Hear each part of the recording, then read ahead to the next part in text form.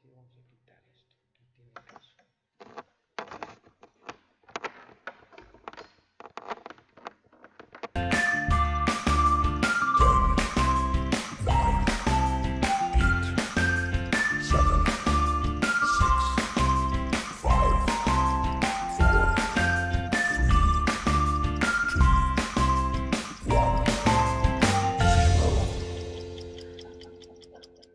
Repase. Ponemos en chiquito.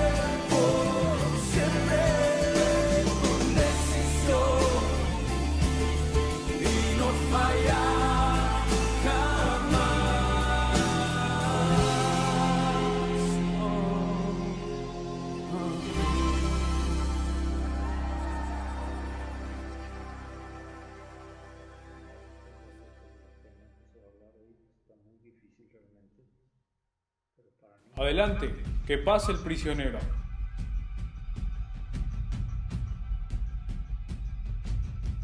Prisionero rojo, usted ha sido acusado de mentir, robar y desobedecer a sus padres. ¿Qué tiene que decir en su defensa? ¡Que soy culpable! Ante estas acusaciones, prisionero rojo, yo lo declaro culpable y condenado a prisión. No, alto señor juez, yo pagaré su deuda y sufriré su castigo. Hola chicos, ¿qué tal? ¿Ustedes qué creen? ¿El juez le va a perdonar la condenación o la va a castigar igual? Veamos. De ninguna manera, el prisionero rojo es culpable de sus acusaciones y tendrá que pagar su culpa en la prisión.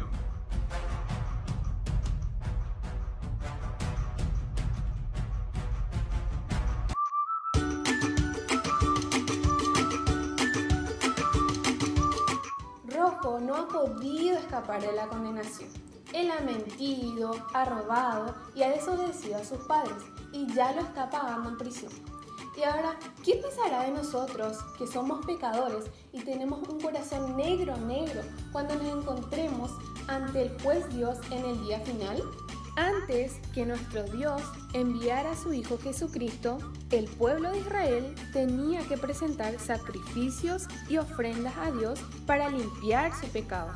Un animal moría y con su sangre limpiaba los pecados de las personas que habían pecado. En el día 10 del mes séptimo, el sumo sacerdote entraba al tabernáculo para presentar ofrenda a Dios, porque era el único día donde Dios descendía.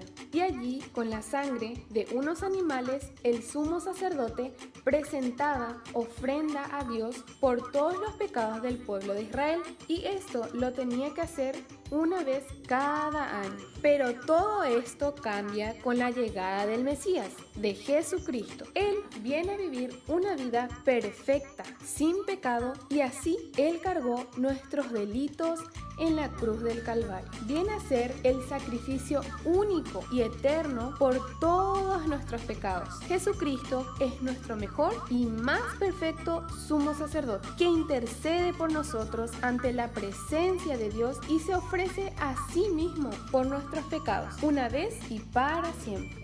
Así como el sumo sacerdote en el tabernáculo presentaba sacrificio y ofrenda a Dios para expiar todos los pecados del pueblo de Israel, Jesucristo es nuestro sumo sacerdote, pero Él ya no representa algún animal, sino que presenta su propia sangre para el perdón de todos nuestros pecados. Luego de su sacrificio viene un nuevo pacto. Ya no necesitamos de sacrificios y ofrendas para el perdón de nuestros pecados, pues Jesucristo se ofreció una vez y para siempre, para que muchos seamos perdonados de nuestros pecados.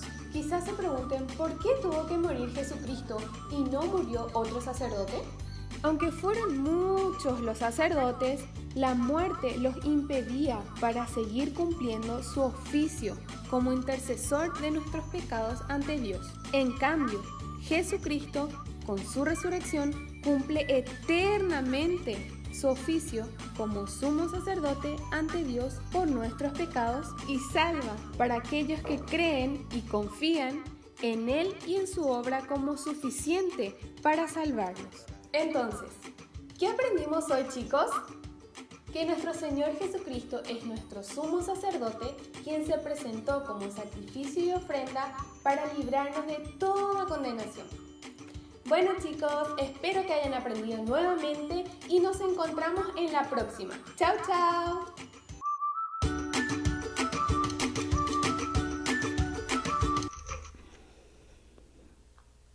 Dios les bendiga, amados hermanos, en esta mañana. Bienvenidos al culto de adoración de este domingo 21 de marzo. Sean todos bienvenidos. Le damos la bienvenida a nuestros hermanos de la misión CDC Palabra de Vida, nuestros hermanos de la tercera también, sean todos bienvenidos, y nuestros hermanos de la primera iglesia. Qué bueno que estamos juntos otra vez, amados hermanos. Gracias a Dios por este día, por este tiempo Y gracias a Dios también por lo que estaremos haciendo en esta mañana. Le damos muchas gracias a Dios por ello, por darnos la oportunidad de estar aquí en su casa. Todos los que, es un breve comentario, todos los que cultivan plantas, hermanos, incluso la gente de la ciudad que ama las plantas, saben que las semillas tienen que morir en la tierra para que los retoños puedan brotar de ellas y darnos flores, esas flores tan hermosas que vemos en los jardines o en las macetas tan llenas de color. La semilla tiene que morir para dar vida. De la misma manera, Jesús murió para darnos vida y nosotros, sus discípulos, hoy tenemos que seguir sus huellas, tenemos que entregarnos a nosotros mismos para que los otros sean felices y vivan. San Pablo dice con Jesús: nadie vive para sí mismo. ¿Podemos decir eso de nosotros mismos? No es de ningún modo razonable buscar dolor y sufrimiento. Sin embargo, sabemos que en la vida hay ciertos sufrimientos que tenemos que aceptar en línea con nuestras tareas. Una mujer tiene que pasar por los dolores de parto para traer un niño al mundo. Los padres tienen que sacrificarse por sus hijos. Las enfermeras tienen que dedicarse a aliviar las penas de los enfermos. Sí, la semilla tiene que morir en el surco para dar vida a una nueva planta. Así es, hermanos. Hoy Jesús nos invita a seguirle aceptando el dolor y los esfuerzos necesarios para llevar a cabo nuestra misión en esta vida. Pedimos ahora en oración, le pedimos perdón a nuestro Señor por haber vivido demasiado centrados en nosotros mismos. Señor Jesús, tú nos recuerdas: quien ama su vida la perderá, pero quien entrega su vida logrará vida eterna. Cristo Jesús, tú nos invitas: los que quieran servirme tienen que seguir mis huellas. Señor Jesús, tú nos das a la vez el ejemplo y la fuerza para vivir, no solo para nosotros, sino para los demás. Restaura nuestra vida con tu perdón, Señor, y que sea una vida al servicio de Dios y de los hermanos que nos rodean, de modo que tú puedas otorgarnos la vida eterna. Oh Dios, Padre nuestro, tú plantaste a tu propio Hijo Jesús como un grano de trigo en los surcos de nuestra tierra, y de su muerte brotó y creció la abundante cosecha de una nueva humanidad. Danos valor para seguirle, para que nuestro amor también traiga vida y alegría a muchos. Te lo pedimos, Padre, por medio de Jesucristo, nuestro Señor. Amén. Vamos a abrir nuestra Biblia, hermanos. Vamos a tener una lectura en el capítulo 31 de Jeremías. En los tiempos de Jeremías eran tiempos de mucha infidelidad, pero Dios promete una nueva alianza, una nueva unión de vida y amor de Dios con su pueblo. Jeremías capítulo 31, versículos 27 al 36. Amén. Dice la palabra de Dios: He aquí vienen días, dice Jehová, en que sembraré la casa de Israel y la casa de Judá de simiente de hombre y de simiente de animal. Y así como tuve cuidado de ellos para arrancar y derribar y trastornar y perder y afligir, tendré cuidado de ellos para edificar y plantar, dice Jehová.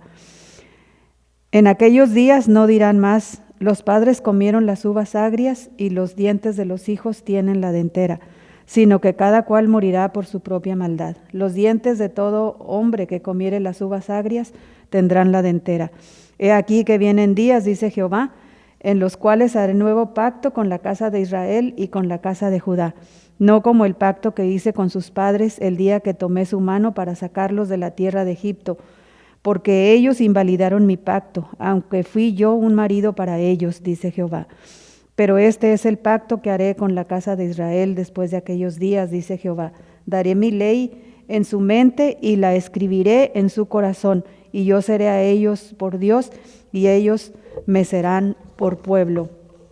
Y no enseñará más ninguno a su prójimo, ni ninguno a su hermano, diciendo: conoce a Jehová, porque todos me conocerán, desde el más pequeño de ellos hasta el más grande, dice Jehová. Porque perdonaré la maldad de ellos, y no me acordaré más de su pecado. Así ha dicho Jehová, que da el sol para luz del día, las leyes de la luna y de las estrellas para luz de la noche, que parte el mar y braman sus ondas. Jehová de los ejércitos es su nombre.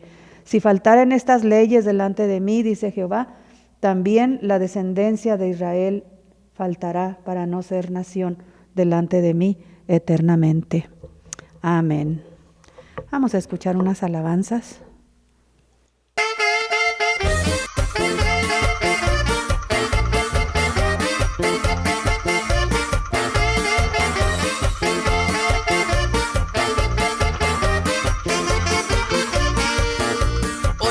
Platicarles de algo que me apena, no importa que se enojen, pero es una vergüenza. Las iglesias hoy día se han ido corrompiendo para adorar a Dios, ya no tienen respeto.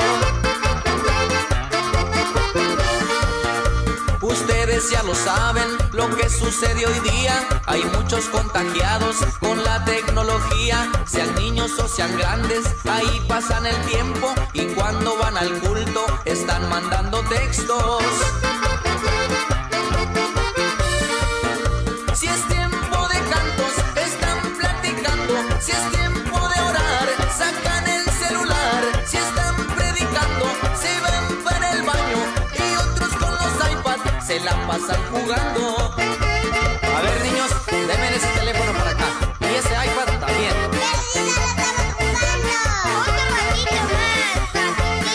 No, porque estamos en la iglesia. Hay muchos que no diezman y ni les da pendiente, pero con sus facturas están bien al corriente. Pagan el internet, el cable y celular para hablar por WhatsApp y en Facebook navegar. Esa tecnología es un virus mortal, hay muchos contagiados con esa enfermedad. No hay tiempo para Dios y menos para orar, pero sí sobra tiempo para ver tu celular. Si es tiempo de cantos, están platicando. Si es tiempo de orar, sacan el celular. Si están predicando, se van para el baño y otros con los iPads se la pasan jugando. Es tiempo, hermanos, de ir mejorando la casa de Dios. Vamos respetando, porque este lugar no es ningún antro. Aquí es donde se mueve el Espíritu Santo. Y bien, si le quedó el traje, pues acomódenselo, mi hermano. Sea más atento, respete la casa de Dios. Ya no esté mandando textos, hombre.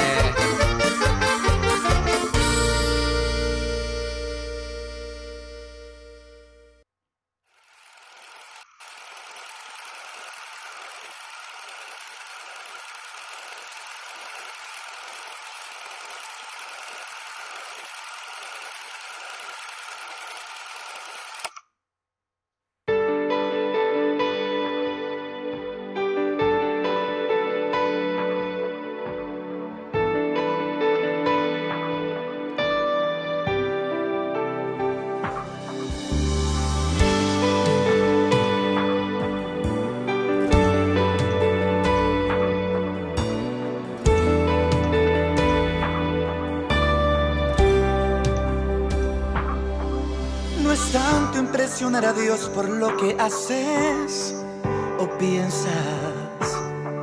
No es tanto impresionar a Dios por tus acciones o demás. Si a Cristo lo motivan corazones dispuestos a darle la gloria y su nombre adorar. Tanto porque cantes o ministres una noche, o porque al levantar tus manos haya sanidad. No busques protocolos para eventos en la sociedad, para ser el primero y tu gloria alcanzar.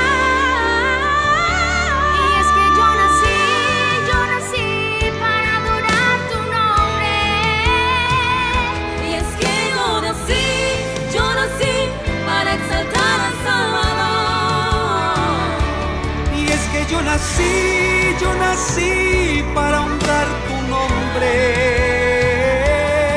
Fuimos creados solamente para darle la gloria al Señor. Es que yo nací para adorar tu nombre.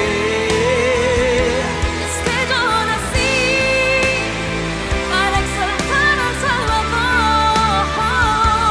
Y es que yo nací para honrar tu nombre. Tú me escogiste, Señor, para adorarte desde el vientre de mi madre. Desde antes de la fundación del mundo me escogiste, desde el vientre de mi madre, tú eres mi Dios. Nací por un propósito, no fue por coincidencia. Y antes de yo existir ya sabías de mi existencia. Soy un adorador que te adora sin apariencias, porque no hay nada más grande que sentir tu presencia. Bastante impresionar a Dios por lo que haces o piensas. No es tanto impresionar a Dios por tus acciones o demás. Si a Cristo lo motivan corazones dispuestos a darle la gloria y su nombre adorar. Y es que yo nací para adorar tu nombre. Y es que yo nací para exaltar al Salvador. Y es que yo nací para honrar tu nombre. Fuimos creados solamente para darle la gloria al Señor. Y es que yo nací para adorar tu nombre. Y es que yo nací para exaltar al Salvador. Y es que yo nací para honrar tu nombre. Tú me escogiste, Señor, para adorarte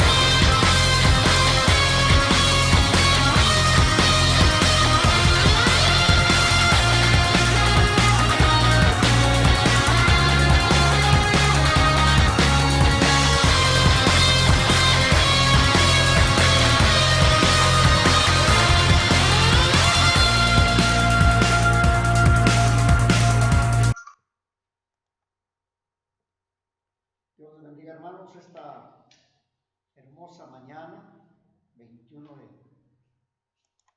marzo, iniciamos la primavera, de acuerdo a los tiempos del hombre, pero en los tiempos de Dios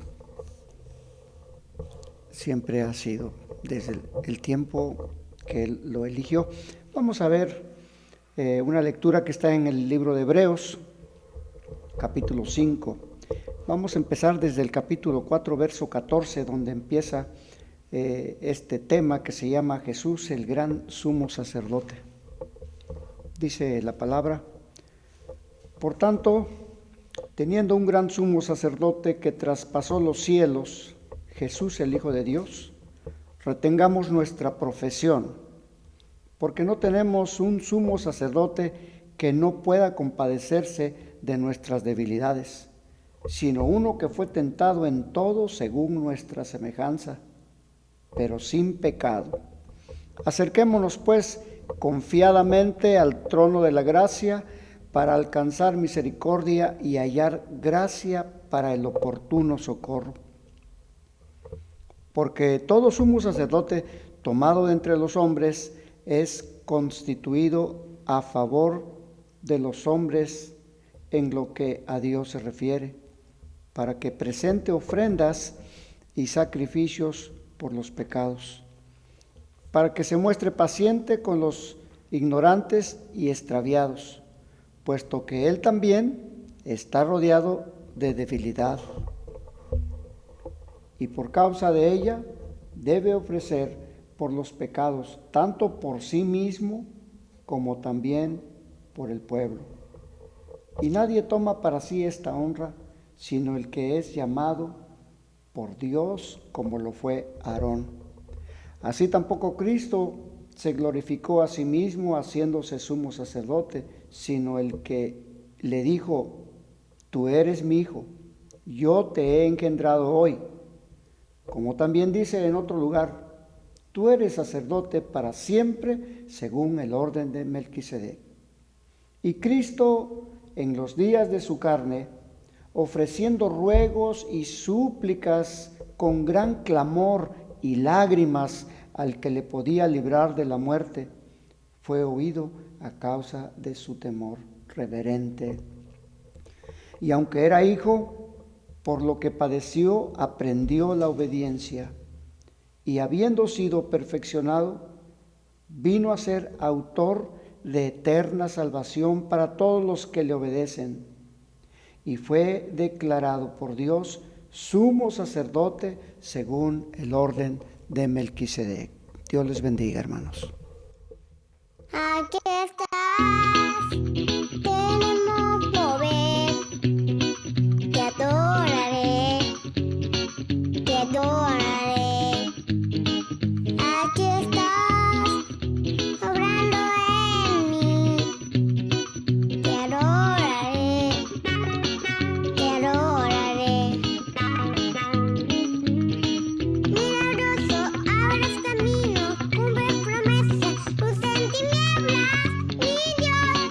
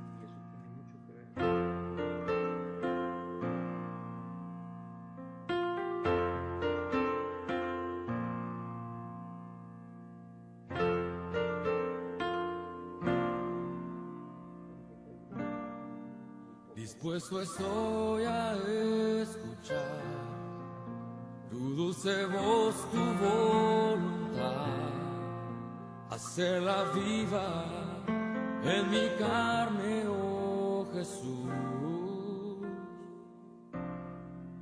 Dispuesto estoy a recibir tu bendición, tu sanidad. Mi corazón necesita más de ti. Confíame de tu unción para vivir en santidad. Solo deseo adorar y exaltarte, mi Señor. Mi voz, mis manos levantar en señal de rendición.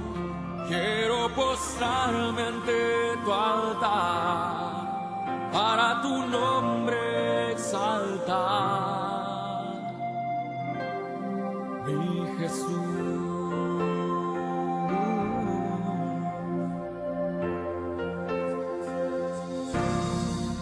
Dispuesto estoy a escuchar tu dulce voz, tu voluntad, hacerla viva en mi carne, oh Jesús.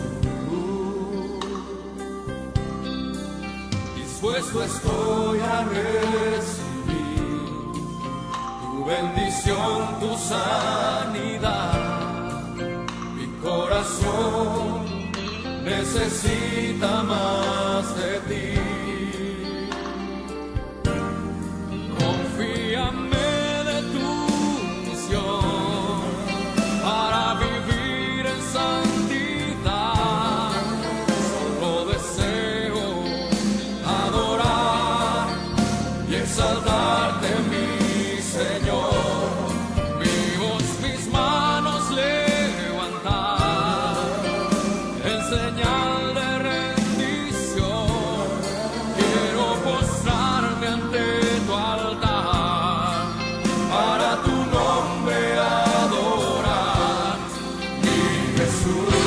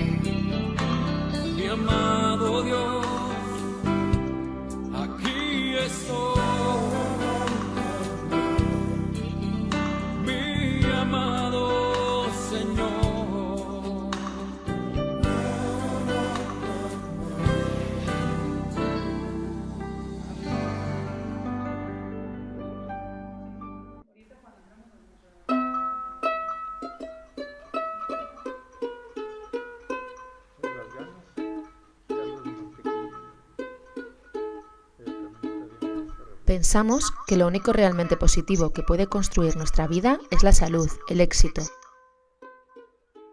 Pensemos en esa experiencia dolorosa de la enfermedad que todos podemos sufrir tarde o temprano en nuestra propia carne.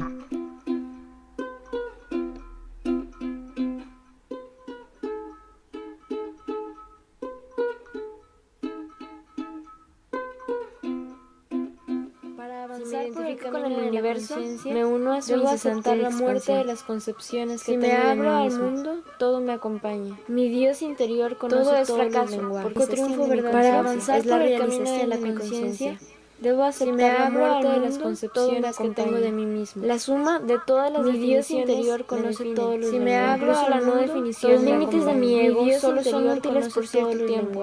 No debo aferrarme a ellos. Para avanzar por el camino de la conciencia, mi mente, obedeciendo a la muerte de las concepciones que luchará por expandirse hasta llegar a ser lo que es.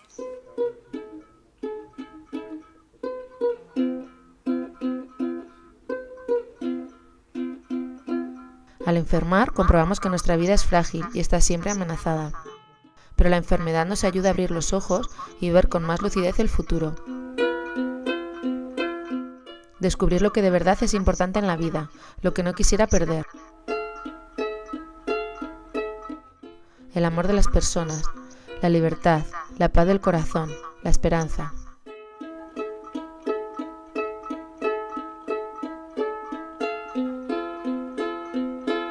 Más de una persona podrá descubrir que el grano que muere da fruto y que la enfermedad puede conducir a una vida más sana.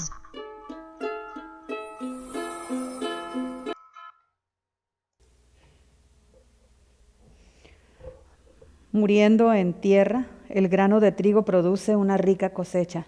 Muriendo en la cruz, Jesús nos da vida eterna. También los discípulos de Jesús deben arriesgar sus vidas por los demás. Vamos a tener una lectura, hermanos, en el Evangelio según San Juan. En el capítulo 12 estaremos leyendo los versículos del 20 al 30. Evangelio según San Juan, capítulo 12, versículos 20 al 30. Y dice así la palabra de Dios. Había ciertos griegos entre los que habían subido a adorar en la fiesta. Estos pues se acercaron a Felipe, que era de Betsaida de Galilea, y le rogaron diciendo: Señor, quisiéramos ver a Jesús. Felipe fue y se lo dijo a Andrés. Entonces Andrés y Felipe se lo dijeron a Jesús. Jesús les respondió diciendo: Ha llegado la hora para que el Hijo del Hombre sea glorificado. De cierto os digo, que si el grano de trigo no cae en la tierra y muere, queda solo, pero si muere, lleva mucho fruto. El que ama su vida la perderá, y el que aborrece su vida en este mundo, para vida eterna la guardará. Si alguno me sirve, sígame, y donde yo estuviere, allí también estará mi servidor. Si alguno me sirviere, mi Padre le honrará. Ahora está turbada mi alma, ¿y qué diré? Padre, sálvame de esta hora, mas para esto he llegado a esta hora. Padre, glorifica tu nombre. Entonces vino una voz del cielo: Lo he glorificado y lo glorificaré otra vez.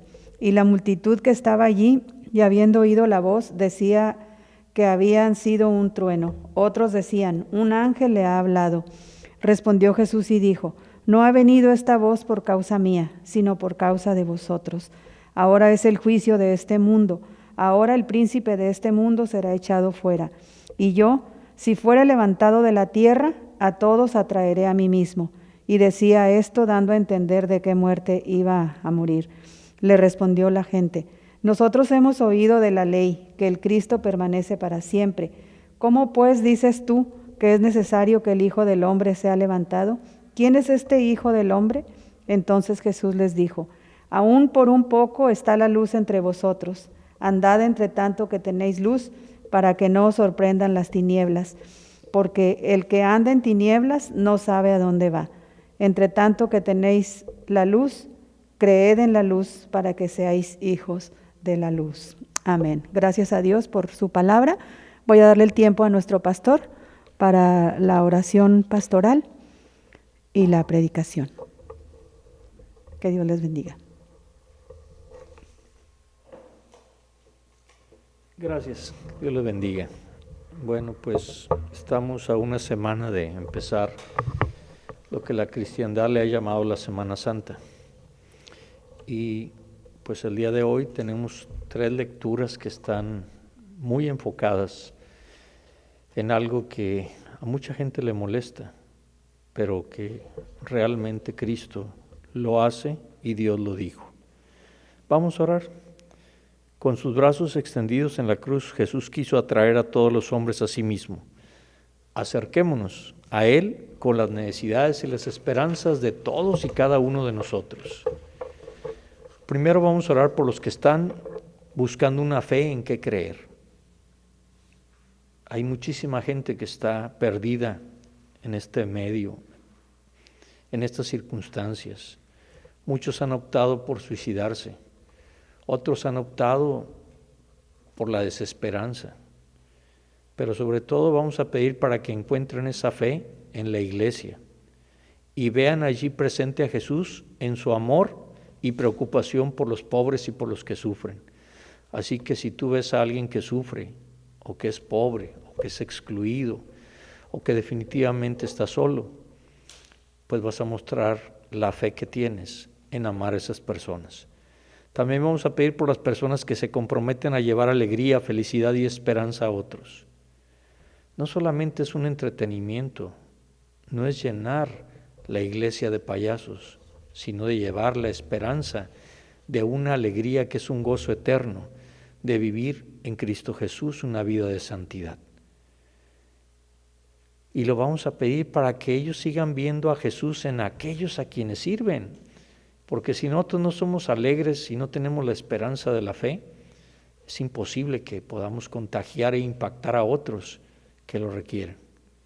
También vamos a pedir por las muchas víctimas de las guerras, de la violencia, incluso de la violencia doméstica, para que no caigan en la desesperación, sino que logren ver a Jesús sufriente en esa cruz y saquen de él la fuerza y la esperanza para vivir juntos, alabando a Dios en todo momento y en toda circunstancia, y esperando en su nombre que el propósito de él se cumplirá. También vamos a pedir por nosotros mismos para que en estos días difíciles veamos a Jesús. A Jesús, que es el Señor y Rey, como nuestra inspiración y nuestra fuente de confianza y valor, y que nos dé la gracia de crecer en madurez a través de nuestras atenciones y cuidados y de una vida llena de santidad. Señor Jesús, sigamos buscándote todos juntos. Sálvanos en la hora del desaliento, en la hora de la desesperanza, en la hora de la soledad, en la hora de la crisis, y consérvanos unidos íntimamente a ti, ahora y siempre, por los siglos de los siglos. Amén. Con esta oración, pues incluimos a todos nuestros enfermos. Tenemos enfermos en diversos lugares del distrito, de la zona, del país, incluso de la región Mesoamérica.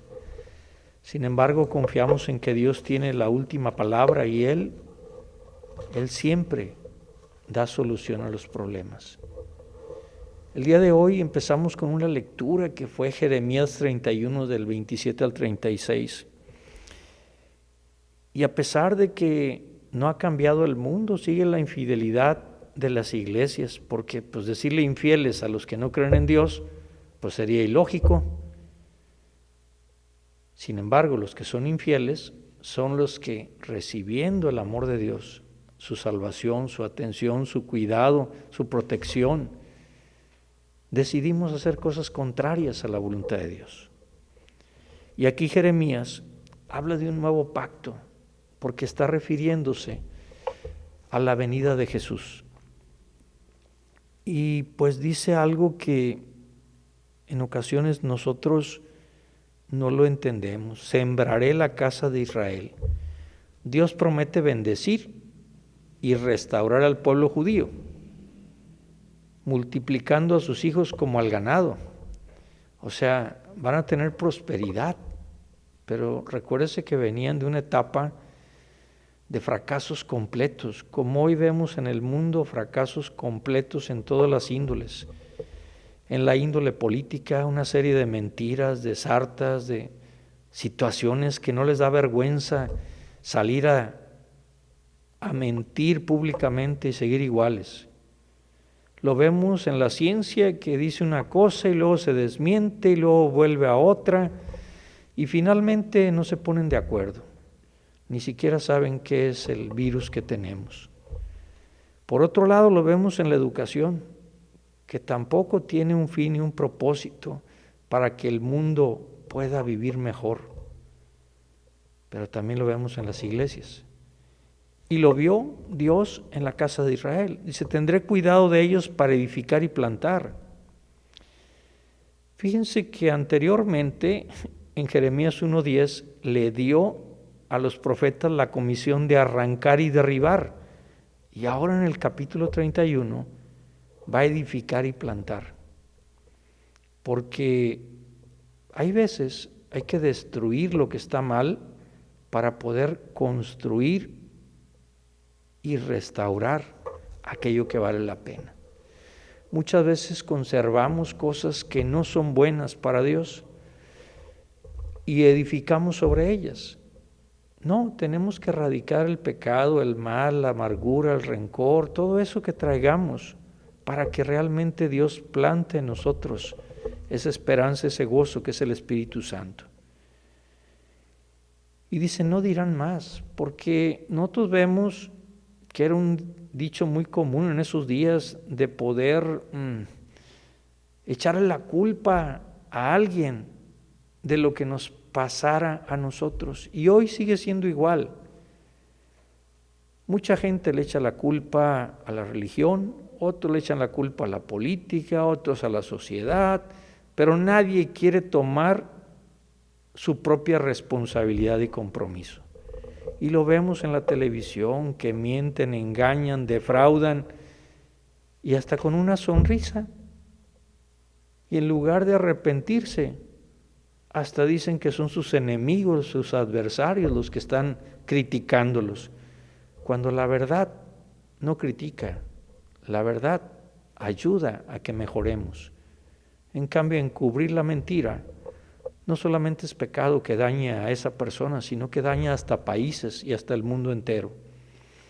Por esa razón, en Ezequiel 18:13 se hablaba claramente que Dios negaba todo esto, mostrando que castigaría a los individuos por su pecado personal y no de sus padres. Ni tampoco el pecado del hijo podría caer sobre el padre, porque estamos hablando de una salvación personal, pero también estamos hablando de un pecado actual. El pecado original trae una consecuencia que es la muerte, pero el pecado actual no solamente trae la muerte como consecuencia del pecado, sino la infidelidad con Dios, por haberle conocido. Y por esa razón, ningún hijo debería sufrir un castigo divino por causa del papá, o ningún padre por causa del hijo.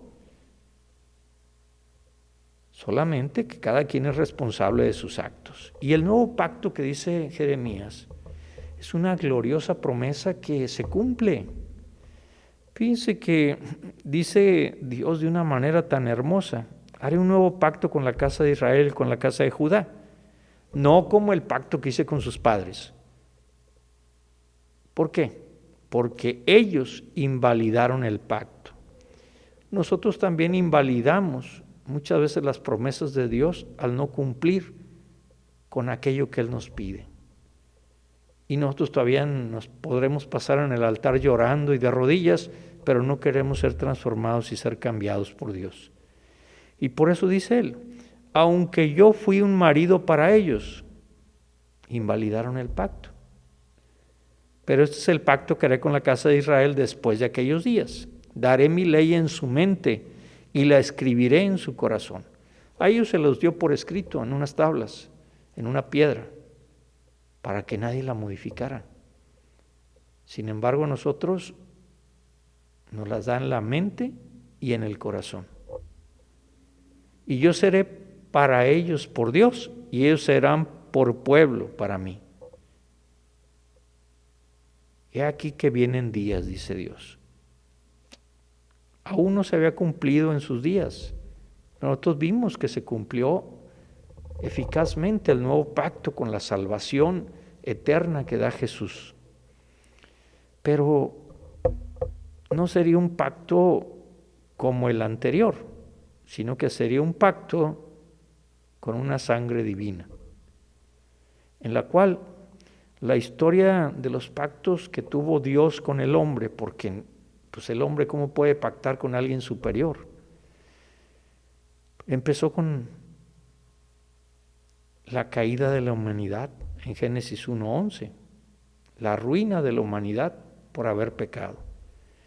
Pero luego vino el pacto con Abraham y sus descendientes en Génesis 12 del 1 al 3, que sería extendida ahora a todas las naciones. Y luego vino el pacto con Moisés en el Sinaí, en Éxodo 19, y le dieron a Israel la ley, los sacrificios y la elección. Esto es bien importante, la elección de la bendición o la maldición. O sea, nosotros siempre decimos, ¿verdad? Es que Dios me va a condenar. Discúlpeme, no. Nos condenamos nosotros.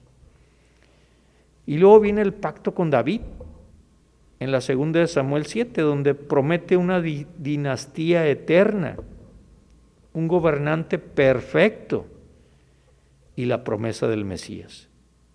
Y el plan de redención va siendo motivado por Dios a través del pueblo de Israel, pero ellos cierran sus oídos y hacen lo que Dios les dice que no hagan. Y las promesas y la transformación espiritual y el reino de Dios no se van realizando de la manera en que había pactado Dios. Ellos invalidaron mi pacto. ¿Por qué? El viejo pacto había tomado como que una nueva forma de vida de Jeremías en sus días. Israel no mantuvo y no podía mantener el pacto que Dios había hecho con ellos en el Sinaí. Ese pacto no estaba diseñado para ser suficiente, pero era una preparación para el nuevo pacto que iba a servir. A veces nosotros vemos las cosas, queremos todo rápido en estas generaciones. Hay gente que quiere tener un método para que crezca la iglesia, pero que le digan en un mes va a crecer el 20%, en 2 meses el 40%. Perdone, esto no es así. Daré mi ley en su mente y la escribiré en su corazón. Hay una transformación interna, no es tanto lo que está escrito afuera, sino lo que ya traemos dentro que nos debe llevar a un cambio, a una transformación. Pero debemos estar obedientes a esto que ya está inscrito en nuestro corazón y en nuestra mente. Perdonaré la maldad de ellos y no me acordaré más de su pecado. ¿Qué hizo Cristo? Reconciliar al mundo con Dios. Entonces el amor de Dios a Israel ha sido enorme, tremendo. Y hoy vemos que nosotros también nos ha amado como gentiles. Y hemos sido insertados como hijos adoptivos, pero con todas las bondades de un hijo natural. Luego nos vamos a Hebreos capítulo 5 y es interesantísimo cómo vemos que hay un sumo sacerdote. En primer lugar, aquí es bien interesante, tengo un amigo que para todo saca este versículo porque él se llama Aarón y es pastor, y él siempre dice, por eso es que Dios me eligió. Pero veamos lo que dice, él lo dice en broma, pero hay una cosa bien interesante, porque todo sumo sacerdote tomado de entre los hombres es constituido a favor de los hombres en lo que a Dios se refiere. Primero, todo sumo sacerdote tomado de entre los hombres, lo describe Éxodo capítulo 28 verso 1. Dios estableció el sacerdocio y el oficio de sumo sacerdote en los días de Moisés. Y el autor de los Hebreos lo configura cuidadosamente el trabajo del sumo sacerdote, que presentaba ¿qué? Ofrendas y sacrificios por los pecados, Pero cuidado, no solamente por los pecados del pueblo, sino por los pecados de él. La frase ofrendas y sacrificios por los pecados nos recuerda que no todos los sacrificios eran para expiación de sangre por pecado. Había ofrendas de paz. Muchos de los rituales de sacrificio se hacen con la intención de dar ofrendas a Dios, expresando el agradecimiento y deseando la comunión, el compañerismo. Pero dice también aquí, para que se muestre paciente con los ignorantes y extraviados, para que se muestre paciente. Hoy vemos en este mundo que la gente no es paciente con los demás, no es paciente con sus hijos, ¿cómo va a ser paciente con las ovejas? No es paciente con la esposa, ¿cómo va a ser paciente con los demás? Pero si le pagaran, si la esposa le pagara por ser esposo, fuera paciente, porque con el jefe del trabajo es bien paciente. Así somos los seres humanos. Entonces, el sumo sacerdote no era un carnicero, porque mucha gente lo ha visto así, alguien que mataba a los animales y los sacrificaba nada más.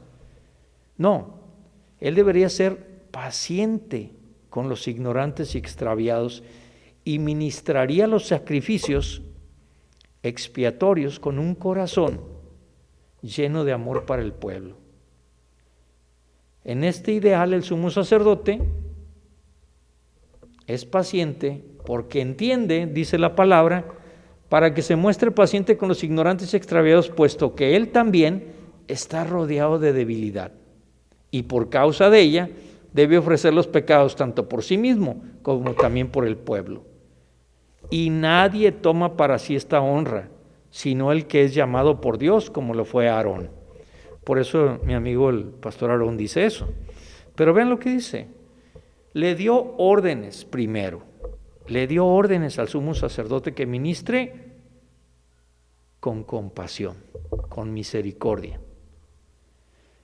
Y en el pectoral, el sumo sacerdote llevaba casualmente 12 piedras con los nombres de las tribus grabados en ellas. Y en las sombreras también había piedras con los nombres de las tribus grabadas en ellas. Con esto el pueblo de Israel estaba siempre en el corazón y en los hombros del sumo sacerdote. Por eso Dios, Jesús, nos ama con un gran corazón y Él ofrece llevar la carga, porque su yugo es suave y su carga es ligera. Pero, caray, muchas veces nosotros no entendemos estas cosas. El pastor tiene que llevar en el corazón el dolor del pueblo y tiene que llevar en los hombros la carga de los pecados, siendo paciente con las personas.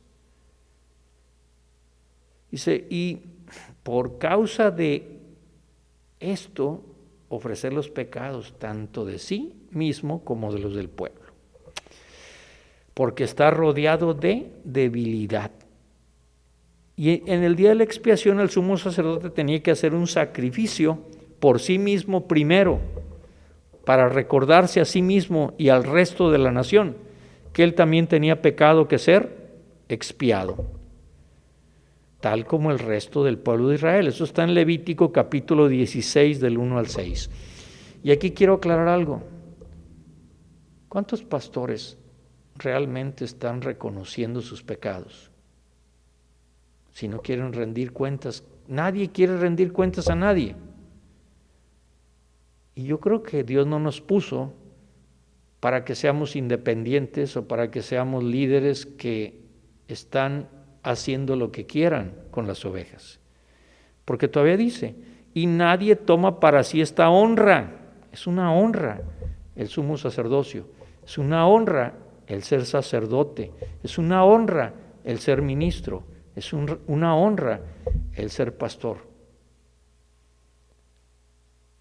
Dice, nadie toma para sí esta honra, sino el que es llamado por Dios, como lo fue Aarón. Y aquí también viene el otro problema. Ahorita vamos a verlo porque es bien interesante. Y parece clase de historia, pero no. Tiene que ver con nuestra concepción como personas que estamos en la actualidad. El sumo sacerdote no era elegido por el pueblo de Dios, era llamado por Dios directamente. No era elegido por el pueblo. Hemos caído en esos errores que muchas veces creemos que la gente tiene derecho a escoger sin antes poner en las manos de Dios a quien es el que desea Dios que esté a cargo de la iglesia. Y a veces se hace como política, se hacen camarillas para votar por alguien porque no quieren al otro, sin saber a lo mejor que el otro es puesto por Dios y el que ustedes ponen ni siquiera Dios lo tiene en cuenta. Y esto es interesante por lo que acabo de decir, nadie toma para sí esta honra. El verdadero sacerdocio y el sumo sacerdote venían de una línea de descendencia muy específica en la Biblia. Todo sacerdote vino de Jacob, el nieto de Abraham, cuyo nombre fue cambiado por Israel. Y cada sacerdote viene de Leví, uno de los 13 hijos de Israel. Dios apartó la tribu de Leví como una tribu comprometida con su servicio y como representante de toda la nación. Eso está en Éxodo, capítulo 13, verso 2, y en Números 3, 40-41. Y de ahí nacen Gersón, Coat y Merari, que eran los 3 y como representantes de toda la nación. ¿Quiénes eran? Los hijos de Leví, los 3, Gersón, Coat y Merari. Y cada una de estas líneas tenía una función específica. Por eso a veces no entendemos cuando Cristo instituyó él mismo apóstoles, profetas, evangelistas, pastores y maestros. No los elige el pueblo, los instituye Dios. Y aquí viene lo interesante. Por ejemplo, la familia de Coat, primero la Gersón, estaba al cuidado del tabernáculo, la tienda, su cubierta y las cortinas. Está en Números 3, 25-26. Luego la familia de Coat tenía a su cargo el cuidado del mobiliario del tabernáculo, el candelero, el altar del incienso y el arca del pacto. Números 3, del 31 al 32. Y la familia de Merari cuidaba las tablas, las columnas del tabernáculo, sus estacas y sus cuerdas. Número 3, 36-37. Pero estas familias no eran sacerdotes, a pesar de que eran levitas. O sea, no todo levita es un sacerdote. El sacerdocio como tal vino a través de Aarón, el hermano de Moisés de la familia de Coat. ¿Y a qué se dedicaron los de Coat? Lo voy a repetir. Tenía a su cargo el cuidado del mobiliario del tabernáculo, el candelero, el altar del incienso y el arca del pacto. Cosas muy importantes. Y de ahí fue elegido Aarón y su familia. ¿Para qué? Para que el sumo sacerdote tenía en la familia de Aarón y su descendencia se formaron todos los sacerdotes y el sumo sacerdote. Y aquellos que podían servir en el tabernáculo y ofrecer sacrificios a Dios. O sea, los demás levitas no podían ofrecer sacrificios a Dios. Eso no lo entienden muchas personas. El sumo sacerdote era el mayor de los hijos de Aarón. Sin embargo, había quienes se descalificaban a ellos mismos, como Nadab y Abiú, Levítico 10 del 1 al 3, o de acuerdo con las regulaciones que tenía Levítico 2:1. Pero en todos los casos no era elegido por el pueblo, sino por Dios. Y hay terribles casos en la Biblia donde quisieron apropiarse de este modelo y autodenominarse sacerdotes cuando no lo eran. Coré en Números 16 ocurrió, Saúl en 1 Samuel capítulo 13 y Usías en 2 de Crónicas 26-16. Tampoco podemos tener el honor de ser nuestro propio sacerdote, porque yo he escuchado eso también. Hay personas que hoy que está de moda la palabra mentoría o mentor, que yo la viví toda mi vida desde niño como director espiritual, y aun cuando me formé como sacerdote tenía un director espiritual. Nosotros no podemos decir, es que el Espíritu Santo a mí me guía, yo no necesito a nadie. yo le rindo cuentas a Dios directamente. Pues es arrogante, es soberbio. ¿Por qué? Porque hay algo que no hemos tomado en cuenta. El sumo sacerdote nuestro es Jesucristo. Nadie va al Padre si no es por Él. Y no hay otro intermediario entre Dios y los hombres más que Jesucristo.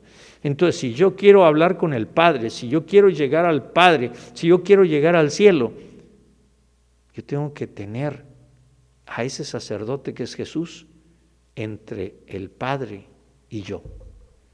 Por lo tanto, y necesitamos tener un sacerdote. Cuando yo dije de un director espiritual, porque es alguien que nos guía, que nos corrige, que nos ayuda, que nos conoce, que nos ama, no que nos usa, no que le servimos y al rato nos da una patada y hasta luego, porque llegó alguien más importante que tú, porque tiene más dinero, porque tiene más inteligencia, porque tiene más poder. Y Jesús está calificado para ser nuestro sumo sacerdote. ¿Por qué lo digo? No crean que lo digo, lo que yo diga da igual. Si no, vean lo que dice. Así tampoco Cristo se glorificó a sí mismo haciéndose sumo sacerdote, sino el que le dijo, tú eres mi hijo, yo te he engendrado hoy. Y en otra parte dice, tú eres sacerdote para siempre según el orden de Melquisedec. Entonces, Cristo no se glorificó a sí mismo, sino, ¿qué fue lo que ocurrió? Fue declarado hijo y sacerdote para siempre desde antes de que naciera. En los Salmos 2:7 fue declarado hijo y en el Salmo 110:4 fue declarado sacerdote para siempre.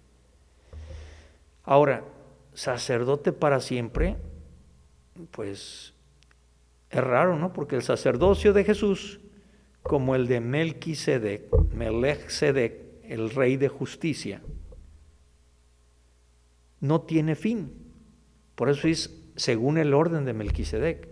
Porque ¿quién es el único justo realmente en todo el universo? El único justo es Dios. Nosotros a veces queremos ser justos, pero en esa justicia que tenemos, fracasamos. Por eso buscad primero el reino de Dios y su justicia, la justicia del reino de Dios, y lo demás será añadido. Lo cual significa que Jesucristo es sacerdote para siempre, porque ya no necesitamos más sacerdotes, porque es el único intermediario entre Dios y los hombres.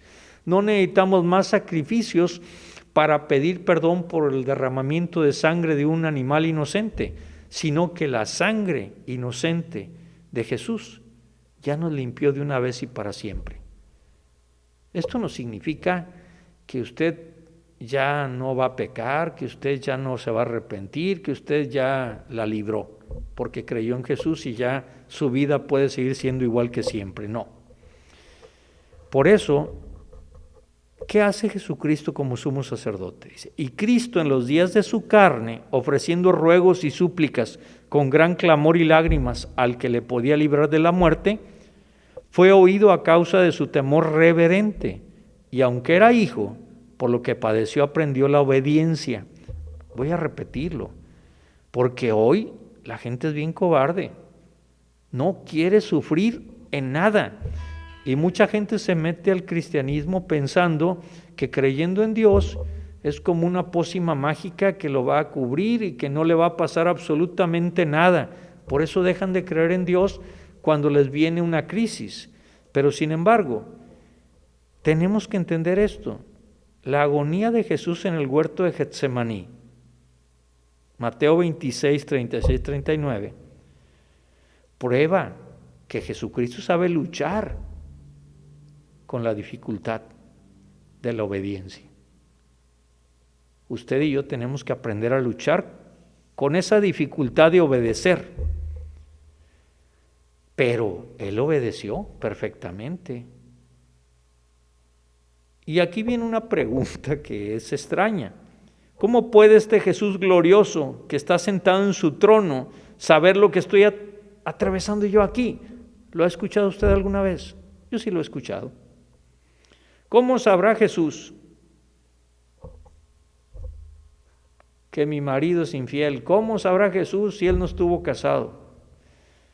Caray, él llevó tantas penas, tantos problemas, tantas gentes que se le acercaron, mujeres que eran excluidas, mujeres que eran adúlteras, mujeres que eran incapaces de vivir solas como las viudas.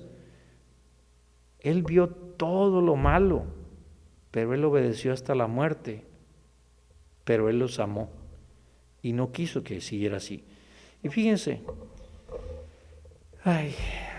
la palabra súplicas en griego es muy interesante. Higeteria es una palabra antigua que significa una rama de oliva envuelta en lana. La rama de olivo envuelta en lana. Porque en la cultura griega alguien sostendría y agitaría para expresar su oración y deseo desesperado. Hay que resaltar que estas súplicas de Jesús también fueron en el jardín de los olivos, Getsemaní. Y el proyecto de lana, pues es el Cordero de Dios. Todo tiene una simbología tan grande en la Biblia que al ver nosotros el gran amor que tuvo Dios para con el pueblo de Israel y con nosotros, debemos de entenderlo en la obediencia que Él tuvo. Fue oído a causa de su temor reverente. Si Jesús pidió que pasara de sí esa copa en Lucas 22:42, y la copa no le fue quitada, ¿verdad? Si al Hijo de Dios no le quitaron la copa, ¿por qué te la van a quitar a ti? Son cosas que son incomprensibles, pero son tontas, son de gente ignorante, inculta, arrogante y soberbia. ¿Cómo se puede decir que fue oído él? Bueno, porque la oración nunca escapa al oído de Dios y a la voluntad. Pero aceptar la voluntad de Dios significa decirle sí a Dios. Como María dijo sí a tener a Jesús. Como Jeremías dijo que, heme aquí, envíame. Como muchos han dicho sí. Ahora, por lo que padeció, aprendió obediencia. Porque queremos ser obedientes sin tener sufrimientos, sin tener fracasos. Hay veces por no obedecer fracasamos y aprendimos que debimos haber obedecido. Pero Jesús nunca dejó de ser Dios. Necesitaba aprender algo. Y una vez más, otra pregunta: ¿cómo puede Dios, con su trono en el cielo, experimentar la obediencia? Pues si no despojándose de su gloria y viniendo a vivir en un mundo desobediente, en un mundo que no se ama, en un mundo que está en contra de Dios, humillándose a sí mismo como Jesús lo hizo. Y Jesús no pasó de desobediencia a obediencia como usted y yo. Él aprendió la obediencia obedeciendo, que es diferente. Por eso Él nunca pecó. Nosotros, usted y yo, aprendemos la obediencia pues cayendo en errores, en pecados. Por eso, por lo que padeció, aprendió la obediencia. Ahora, ¿ese padecimiento era causa de él, de sus errores? No, fue a causa de tu error y el mío, de tu pecado y el mío. Pero sin embargo, ese sufrimiento fue utilizado para enseñar a Jesús desde que nació a vivir un mundo que fue ingrato para con Dios. Primero, querer matar a él siendo un bebé, tener que huir siendo migrante, tener que huir de su tierra e irse a Egipto. Y le puedo seguir, pero no creo que sea necesario, creo que usted ya sabe la historia de Jesús. Pero muchos dicen, es que tenemos que aprender a base de sufrimientos. Pero esa sería la segunda opción. La primera opción es a base de obediencia. Porque aquel que obedece recibe un fruto. Y le voy a poner un claro ejemplo. Cuando usted está aprendiendo en una empresa a manejar cualquier cosa, cualquier máquina, herramienta, incluso una técnica, un procedimiento. Cuando usted lo obedece y da el resultado, usted se siente feliz. En cambio, ¿cómo se siente usted que por no haber obedecido la técnica, la herramienta, el procedimiento, la norma o la regla, a usted le salen mal las cosas? Claro que aprendió que no se debió haber hecho, pero ¿cuál gozo tuvo usted? Entonces, la obediencia nos produce un gozo, la desobediencia nos produce temor, caos, problemas. Y fue declarado por Dios sumo sacerdote según la orden de Melquisedec. Fue declarado por Dios, y ahorita lo vamos a ver porque no crea que en la carta a los Hebreos habla de algo alejado, una realidad. Precisamente Jesucristo, que ahora nos vamos a ir al Evangelio del día de hoy, dice, ha llegado la hora. Pero fíjense de dónde viene todo esto. Dice, había ciertos griegos, qué curioso, ¿eh? Había ciertos griegos entre los que habían subido a adorar a la fiesta, se acercaron a Felipe, que era de Betsaida de Galilea. Ahorita van a aprender ustedes algo bien interesante que cuando estuve preparando esto me llamó mucho la atención. Primero, ¿por qué ciertos griegos? ¿Qué tiene que ver los griegos? O sea, ¿por qué ahí si había medos, persas, elamitas y quién sabe cuántos? ¿Por qué habla de griegos? Bueno, no sabemos ni siquiera si eran prosélitos, si eran convertidos, si eran judaizantes, si eran ateos, si eran visitantes. No sabemos si siguieron a Jesús porque habían escuchado que pocos días antes había quitado del atrio exterior, del patio externo, a los cambistas, a los que vendían animales, a todos esos. Casualmente ese patio era donde llegaban los gentiles, o sea que no había espacio para ellos, pero también era una connotación bíblica para dar a entender que Él venía para abrir la puerta hacia el templo, al verdadero templo que es Dios Padre, al cielo, a abrir las puertas del cielo para los gentiles. Creo que todo eso tiene que ver mucho, y la curiosidad hay veces es la que nos lleva a conocer a Cristo. No sé usted, pero casi todos hemos llegado por curiosidad. Pues nos dicen, es que ahí te enseñan de la vida de Jesús. ¿Y quién es Jesús? No, pues una persona que amó mucho, que lo mataron, y ya conociendo uno la cristiandad que vemos cada Semana Santa, que empezará la próxima semana, que vemos películas, que vemos cómo lo trataron, pues nos llama la atención por qué nos ama a alguien que nosotros no conocemos. Pues bien, los griegos, fíjense lo que dijeron. Estos pues se acercaron a Felipe, que era de Betsaida de Galilea, y le rogaron diciendo, Señor, quisiéramos ver a Jesús. Quisiéramos ver a Jesús. Repito, a lo mejor la reputación de Jesús de como un gran taumaturgo, alguien que sanaba a los enfermos, que expulsaba demonios, que tenía muchas cosas, pues llamaba la atención. Pero aquí no lo dice la Biblia por qué. Pero hay algo interesante. ¿Por qué se acercaron a Felipe? Porque dentro de los apóstoles Felipe fue el único que tenía un nombre en griego. Fue el único que lo podían identificar como griego. Y estos hombres tienen que ver con algo que pasó a su nacimiento. En su nacimiento vinieron del oeste a ver a Cristo y reconocerle como Rey y Señor.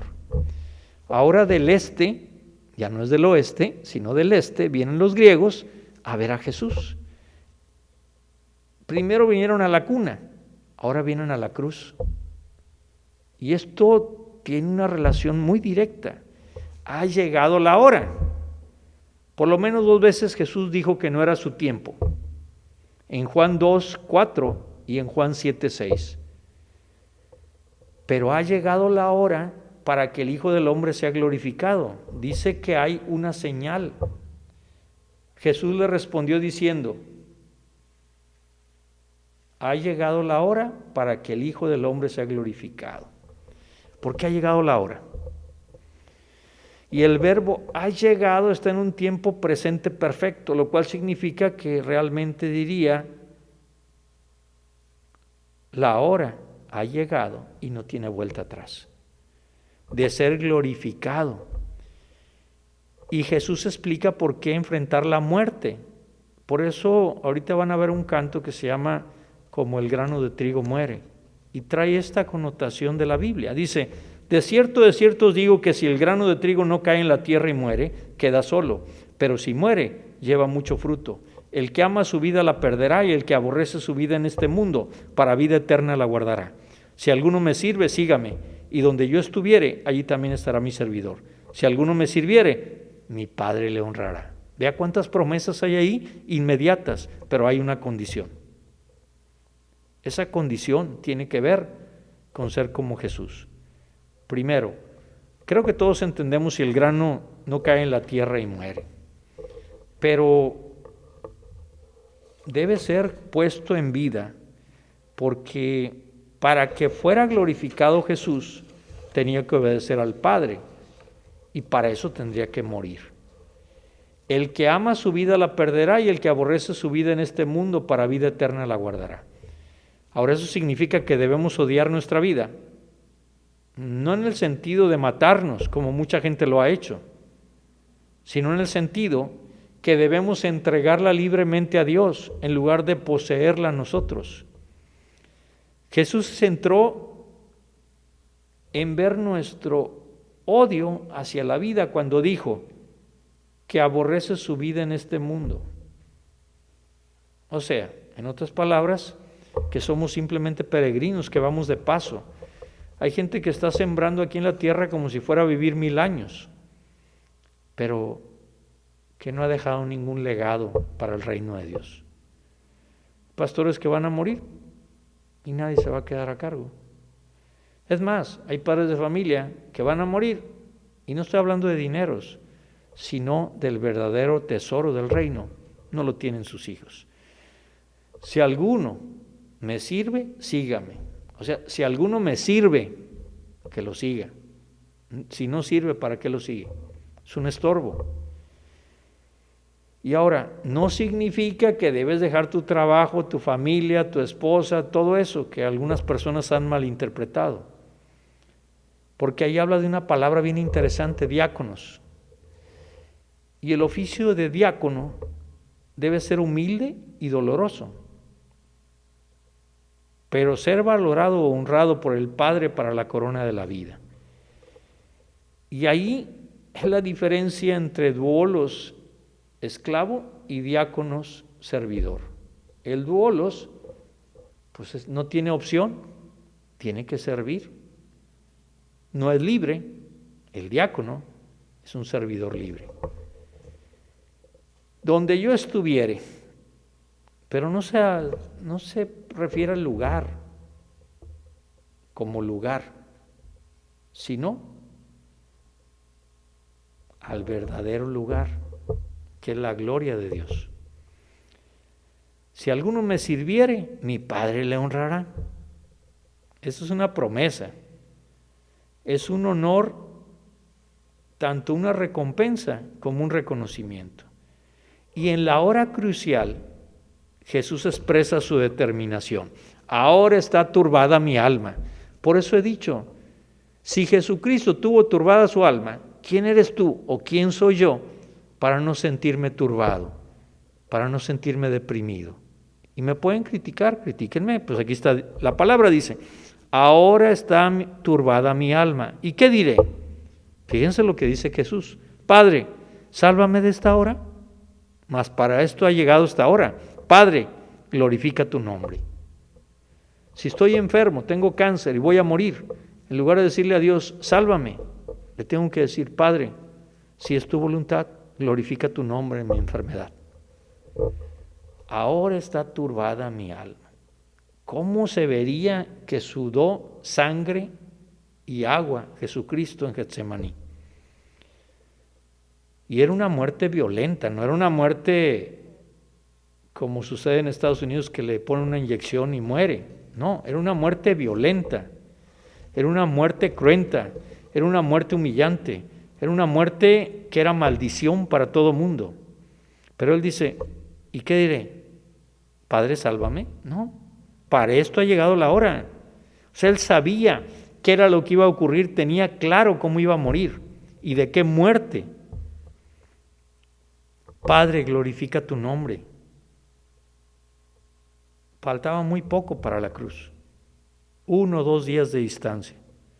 Y su preocupación era el nombre glorificado de Dios y el carácter de Dios el Padre.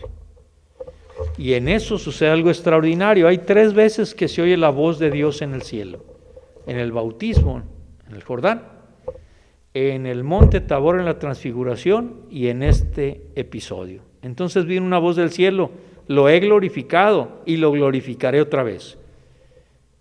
¿Qué dijo Jesús? Padre, glorifica tu nombre. Y Dios desde el cielo dice: lo he glorificado y lo glorificaré otra vez. Y la multitud que estaba allí había oído la voz y que decía: es un trueno, es un ángel que le habla a él. Y dice Jesús: no, esto es para ustedes, no para mí. Y ahí es donde debemos de estar bien conscientes de que Jesús proclama su muerte. Ahora es el juicio de este mundo, ahora el príncipe de este mundo será echado fuera, y yo, si fuere levantado de la tierra, a todos atraeré a mí mismo. Decía esto dando a entender de qué muerte iba a morir. Ahora es el juicio del mundo. El espíritu de este mundo fue juzgado por la manera que trató a Jesús en la cruz. La cruz no solo juzgó al mundo, sino que también derrotó a Satanás. Ahora el príncipe de este mundo será echado fuera. La derrota del mundo, la cultura que está en oposición a Jesús y Satanás fueron derrotados. La victoria fue de Dios y del pueblo de Dios. Por esa razón, a veces no entendemos, o al menos yo no entiendo, por qué le dan un lugar al diablo y a Satanás tan arriba, cuando él está derrotado, completamente echado fuera. Pero si usted lo quiere invitar a su casa, es su asunto. Pero ante la iglesia, ante Cristo, él está derrotado. Ahora, fíjense, Satanás fue echado fuera de cualquier autoridad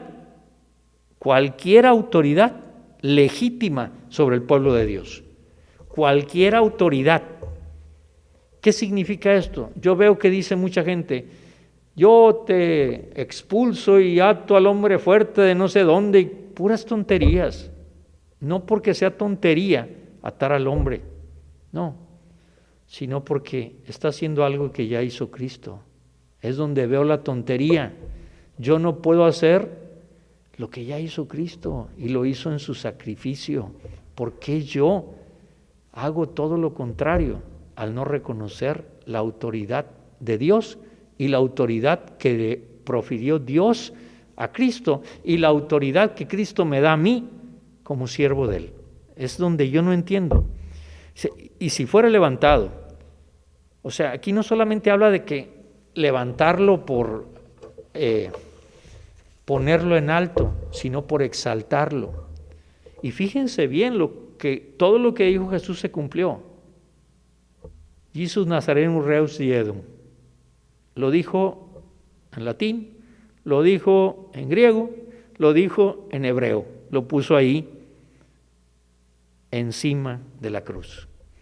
A todos atraeré, y todo mundo ha sido atraído hacia Él, pero por la cruz, no por los milagros, no por los beneficios. ¿Vivirá el Mesías para siempre? Pues claro que vivirá, pero no de la manera que creían ellos, no de la forma como ellos creían de acuerdo a la ley.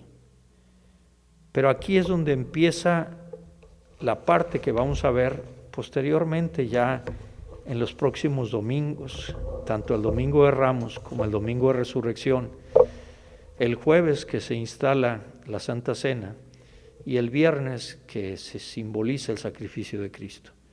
Entonces yo les ruego que en estas semanas estemos atentos sobre todas las cosas a buscar a Dios y a ponernos a cuentas con Él, a que seamos realmente gente amorosa, compasiva, paciente con todos y ayudando a todo el mundo. Por lo tanto, pues vamos a ponernos en las manos de Dios, vamos a orar y vamos a pedirle a Dios que esta Semana Santa que va a empezar la próxima semana, pues no sea igual que cualquiera, sino que sea llena de amor, de compasión, de santidad, que la santidad se refiere a la alegría, la esperanza, la armonía, la obediencia. Porque yo veo que mucha gente se cree santa, pero no quiere rendir cuentas. Y creo que eso es lo peor en la vida, creerme autosuficiente en el nombre de Cristo, cuando Él obedeció hasta la muerte y una muerte en cruz. Y recuerden que finalmente, para corroborar lo que he dicho, que el demonio está completamente derrotado, en Colosenses, ¿qué nos dice? Clavó el acta de decretos que estaba en contra tuya y mía y exhibió a los potentados, a todos esos seres que quieren que caigamos nosotros. Los exhibió públicamente, derrotándolos en la cruz. Así que pongámonos en la presencia de Dios. Padre Santo, te damos gracias y te pedimos que nos ayudes mucho, que siempre veles por nosotros, pero queremos seguirte, pero para seguirte tenemos que obedecerte. Y para obedecerte tenemos que conocerte. Y para conocerte tenemos que conocernos nosotros para que nos podamos tener el fruto del Espíritu. Necesitamos esa segunda obra de gracia. Necesitamos realmente la presencia del Espíritu Santo que nos vaya purificando y santificando. Escuchemos su voz y ayúdanos, Padre, a que cuando caigamos no nos desesperemos, al contrario, nos levantemos prontamente bajo el arrepentimiento de haber fracasado y pidiéndote tu auxilio para no volver a caer, pero también agradeciendo que tu Hijo Jesucristo en la cruz llevó todos nuestros pecados y en sus llagas llevó todas nuestras dolencias y sufrimientos. Por todo ello, Padre, te pido mucho por cada uno de nosotros, por nuestras familias, por nuestras iglesias, pero también sabemos perfectamente que tú estás más preocupado que cualquiera de nosotros. Te damos gracias, te bendecimos y confiados en la esperanza de que algún día estaremos muy cerca a ti. Definitivamente, mientras esto ocurre aquí en la tierra, queremos estar unidos en comunión contigo y con los hermanos. En el nombre poderoso de Cristo Jesús. Amén. Sé como el grano de trigo que cae en tierra y desaparece. Y aunque te duela la muerte de hoy, mira la espiga que crece.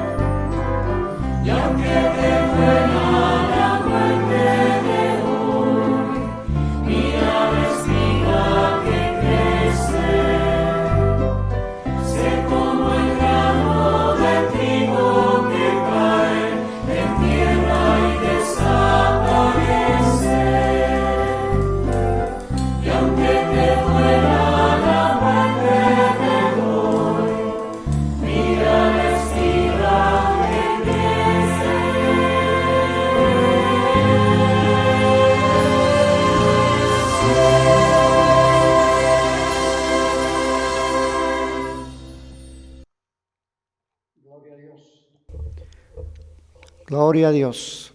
Nos vamos a retirar, hermanos, de este culto, 21 de marzo, llevándonos en nuestra mente y en nuestro corazón este mensaje,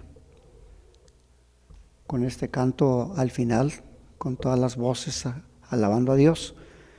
Y la tarea es que reflexionemos en estos días qué es lo que estamos haciendo por nuestro propio beneficio de parte de Dios. Hagamos la tarea con nuestros vecinos, con nuestra cuadra, nuestros compañeros de trabajo, una nueva relación. Seguimos en pandemia, nadie está exento, pero si volteamos al cielo, podemos hallar oportuno socorro. Oremos. Padre, nos vamos a retirar los unos de los otros, mas no de su presencia, pidiéndole, Señor, que bendiga a su pueblo. Aquellos, Señor, que se esfuerzan y los que no se han esforzado, Padre, tienen todavía una gran oportunidad. Dice tu palabra, mientras tengamos aliento de vida, podemos, Señor, retomar el camino. Gracias, Señor, por aquellos que estarán viéndonos, Señor, alrededor del mundo, y que este mensaje de nuestro pastor llegue a sus corazones porque es palabra de Dios. Todo esto se lo pedimos a nuestro Padre en el nombre que es sobre todo nombre, en el nombre de su Hijo amado Jesús. Amén, Señor. Amén.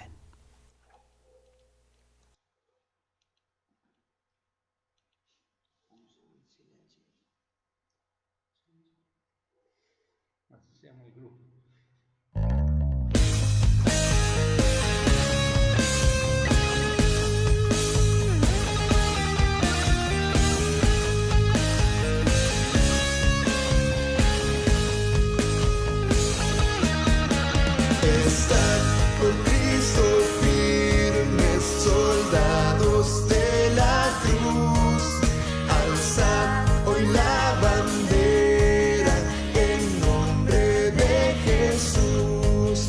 Es vuestra la victoria, con él por capitán, por él serán vencidas las huestes de Satán.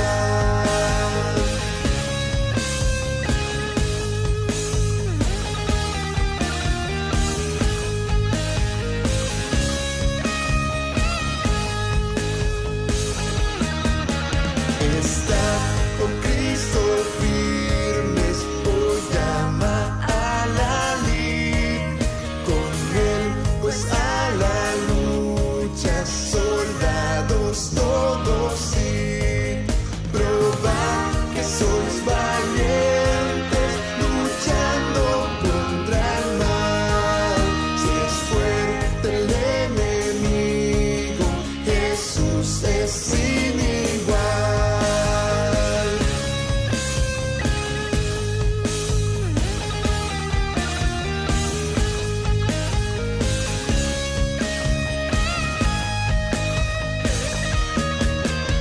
Están por Cristo firmes, las fuerzas son de él, el brazo de los hombres por débil no es fiel.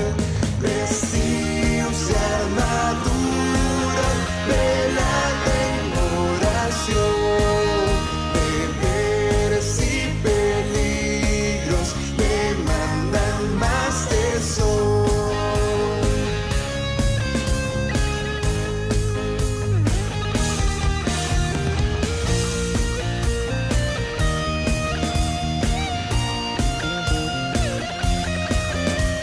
Estad por Cristo firmes, bien poco durará la lucha y la batalla, victoria viene ya.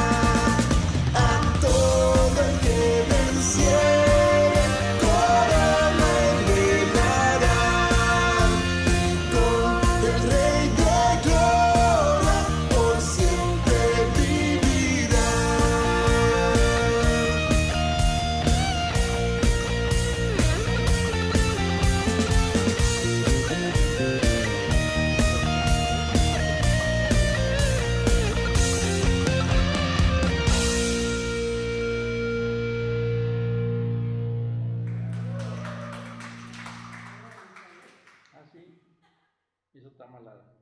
No,